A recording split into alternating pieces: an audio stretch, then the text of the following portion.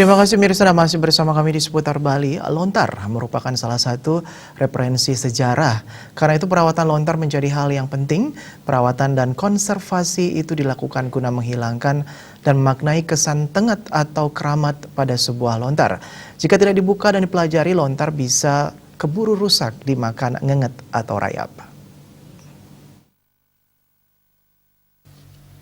Koordinator Penyuluh Bahasa Bali Kecamatan Belah Batu, Niwayan Miani menuturkan, lontar merupakan peninggalan dan warisan leluhur. Lontar harus dirawat supaya kondisinya lebih baik. Banyak masyarakat yang memiliki lontar tapi terkendala kurangnya pemahaman si pemilik lontar.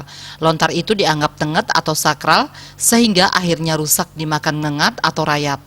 Adanya istilah lontar tenget tersebut membuat pihaknya terkendala dalam melakukan konservasi.